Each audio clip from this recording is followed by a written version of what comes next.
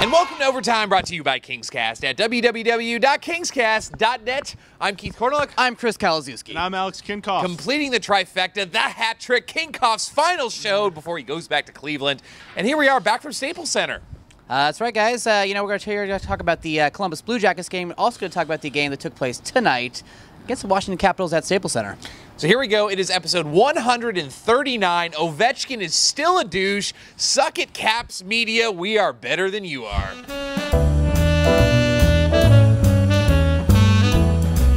All right, so Los Angeles Kings, Columbus Blue Jackets, the BJ's in town. Not league worst team. Actually, I think the Islanders are worse, but really an awful, awful team coming to Staples Center, and I had a real treat. I got glass seats for the game, so I was psyched to go. Took the wife, spared no expense, and it ended up being probably the worst game I've seen in 3 years of being a Kings fan.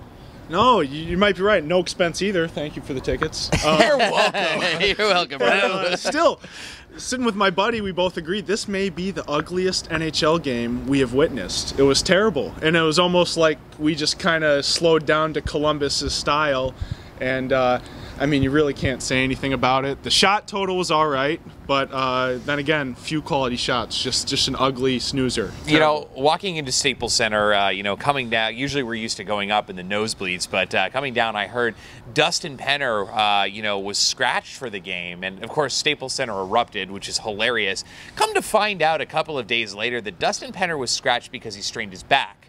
Now, the real story is Dustin Penner strained his back while eating pancakes. Now, I can think of 100 scenarios why I would strain my back, and 90 of them are sexual, and the only one that involves pancakes is one of those oddly sexual ones that I have yet to do.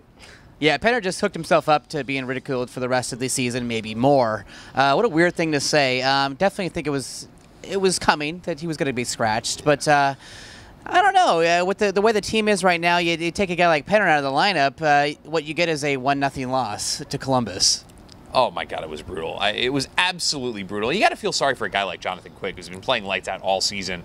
His record doesn't reflect it. His stats do. But, it was penalty after penalty. The Kings had quite a few power plays. They couldn't convert on him. It was just, it was terrible. I think they were 0 for 8 or something, weren't they? Oh, on the power play? Terrible like that. 0 for 8, and I think I heard somewhere that Columbus's penalty kill is 29th in the league. Yes. Which is double sword. Terrible. Yeah. Terrible game. Worst of the year. It was definitely the worst of the year. I had Detroit, maybe. Well, I had such high expectations. Detroit, if we're blowing out, I'm like, okay, it's the Red Wings, but it's the BJs. It's one thing if we were coming in, we had gone on the road and, we'd won 10 games out of 12 and, we needed a rest. So, we pumped the brakes a little bit for Columbus. But, we pumped the brakes, but we really, really needed a win. So, of course, at the end of the game, we end up 9th in the Western Conference. That happens. All right, Kings fans, so coming into tonight, the Kings are facing a team in a matchup that's been billed as sort of the battle of the disappointing teams. You have the Caps, who started off super hot, made a bunch of huge acquisitions in the offseason. You really thought this was going to be their season, but it really hasn't been, really mirroring the Kings this year, who also made a bunch of offseason acquisitions. And you came to this game, and then within 90 seconds, obviously Bernier in goal, gave up within 90 seconds a goal, which was, Daddy was out of position. Bernier looked a little rusty. It was looking kind of sketch at that point. Well, you look at Rich Hammond put out a blog today. Said the Kings score on average 1.52 goals when Jonathan Bernier is in net. Not even 2 goals do they score for Jonathan Bernier. So, yeah, I walked in a little bit late today. When I saw the score 1-0, I said, well, there we go. All right, what's up, Kings fans? Washington Capitals in town. Ovechkin is still a douche. Suck it, Caps Media people. I don't like our chances. I'm saying the Kings lose in overtime 2-1. That's what's happening. All hope is lost. It was for me. I didn't even want to go to the game tonight. And then you look, it's shocking. 5 goals. When's the last time? I think you got to backtrack to November against Anaheim, maybe. Could Well, let's be clarify. wild. It's 5 goals for the Kings and not 5 goals for the Caps. Yes, I know you were thinking that Right. immediately, but you know, it was I think it was back against the Minnesota Wild, which was mid-November, Yeah. where the Kings actually did score 5 goals. But let's start with the first period. You know, it was we've been counting on our top guys to score these goals, but throughout the evening, it was really like the secondary guys who were scoring. Yeah. You got the Kyle Clifford scoring, you got Trent Hunter contributing. You know, it was crazy. This is like kind of what we've been expecting all year long. It was really bizarre. Well, that's not even secondary. It's not even tertiary. It's like Fourth quadduciary or whatever. I don't even know what that is. It is fourth line, 2 points apiece, 2 assists for Hunter, a goal and an assist for Clifford. I think they've been kind of the line. You've just noticed that they've just been a little more resurgent since Sutter. I think Sutter's obviously a little fire under everybody. But yeah, they've been doing a lot. And then another thing you can point out, all 5 goals, all different 5 goal scorers. You know, that's nice to see. Jack Johnson getting up in plays a little more. Had another chance for almost 2. I mean, geez. Let's talk about Jack Johnson's goal for a second. Kalzewski, I defer to you because you're the Broncos fan here. Yeah, you know, after the, and I knew this was going to happen. I knew eventually that a Tebow reference would pop into a KingsCast episode, but it finally happened tonight. And I actually didn't see this. We watched the replay while we were at the arena tonight. But Jack Johnson scored the goal and went to the boards and Tebowed. I think that's cool. I think Jack Johnson is now the coolest Los Angeles King.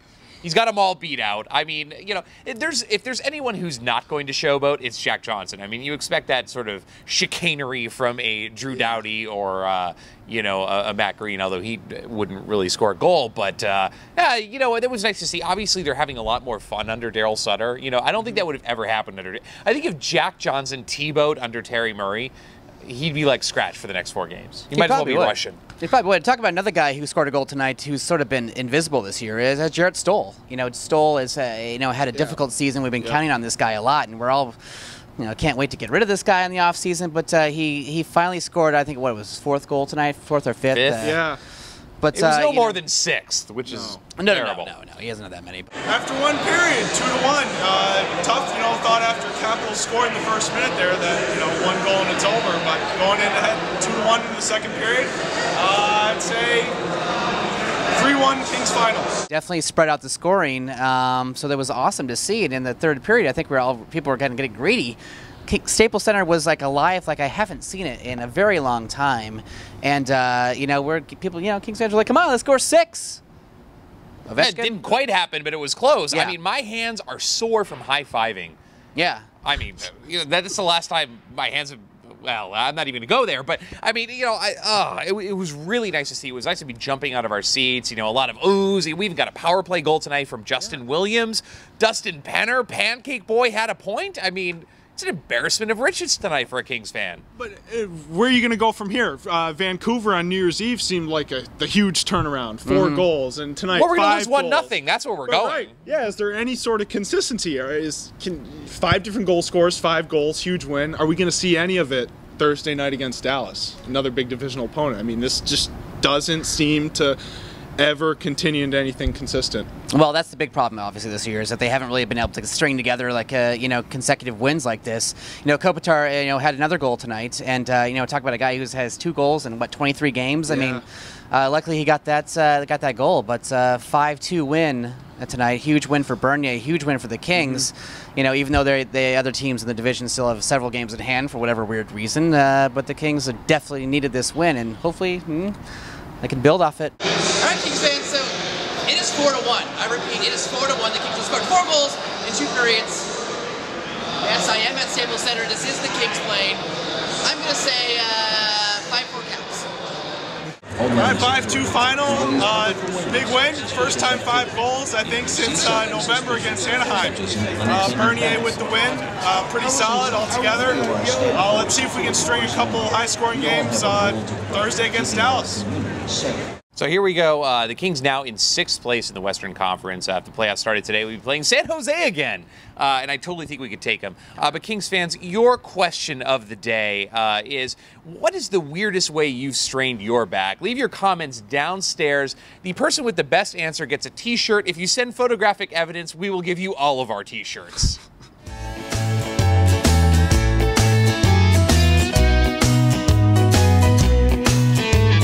Saying, all right, Bernier, we got to move him in a trade. Here's the thing, Kings fans. Jonathan Quick, unrestricted free agent at the end of next season, and Pekka Rinne just got $7 million. Now, you know, Quick right now, I think, is in the Vezina conversation. I think it was Scott Burnside of ESPN today had an article, you know, Lundqvist winning the Vezina behind Tim Thomas and Quick. You know, you get that kind of conversation behind you. Is he a $7 million goaltender? I mean, to us, he probably is right now. Can the Kings afford that? You need a guy like a Jonathan Bernier as an insurance policy. Yeah, no, definitely. I mean, a lot of people are saying tonight that, you know, Bernier's playing because they're trying to showcase him for a trade. Someone said, yeah, New Jersey. You know, it's you know, he's in the game. He obviously didn't get much playing time under Terry Murray, so you know, he's in the game tonight. But he had a pretty good game. I mean, and you gotta really take what Quick's given us and appreciate it. You threw out some interesting stat line, I think, from Dennis Bernstein tonight, saying in Quick's 17 losses, the Kings have scored 21 goals. I don't think I said that. I think that was Matt Wright's as well. I'm not smart enough for that. Keith was standing next to him, though. I was standing next to him. But that is interesting, though, because it's crazy that Quick has 17 losses, which is sad because he has had a fantastic season. And we talked about this last episode, how, you know, we talk about All-Stars for the Kings. You know, Quick is up there. You know, I threw in Richie, you know, Mike Richards in there, but, you know, Quick has been the man. You know what I kind of wanted, and I don't wish this on Jonathan Quick because obviously our MVP probably the last couple of seasons, but it would be interesting to see what happened if Quick was not available for 3-4 games. You know, how does Jonathan Bernier adjust? Because I think technically he probably is a better goaltender positionally. Quick obviously, you know, more athletic. It would be interesting to see really what Bernier's potential was. I mean, he was drafted in the first round. I believe it was 17th overall. The guy's definitely got some chops. But before we make the decision between Quick and Bernier, and right now it's obviously Quick, I kind of want to see what Bernier can do. Yeah, I think he has he has a long ways to go, but I think that you give him some time, and even you look at the game tonight, like he was rusty for that first goal, you know, bounced back and held it together, and you know, gave up that second goal in garbage time, so it doesn't really matter. He had a very solid game tonight. You give this guy some more starts, he's going to start developing into the goaltender that we all think that he could be. And I think more starts is key because when you're a backup goaltender, I mean, it's difficult to start every 5th or 6th game and still have the same expectations that a goalie has. I mean, it's one thing to get practice time, and it's another thing to see live game action. And we haven't, let's admit it, we haven't seen Jonathan Bernier pull out. I don't think he's played more than 2 consecutive games as a Los Angeles King in his entire career, NHL career. Oh, I don't think so. So no. I think there's more. I think that one season when he made the team above Cloutier and LaBarbera, but I think you're absolutely right. 2007 or something. But you talk about a guy who's annoyed tonight. It's Jonathan Quick. He's like, where's that production when I'm in net? Right. Oh, God. There you go. All right, so Kings fans, we'll be right back at you. Just Chris and I. Alex is heading back to sunny, luxurious Cleveland. It's been great having you on the show, bro. It's been good. So I'm Keith Korneluk. I'm Chris Kalazewski. And I'm Alex Kinkoff. Thank you for watching Overtime by KingsCast.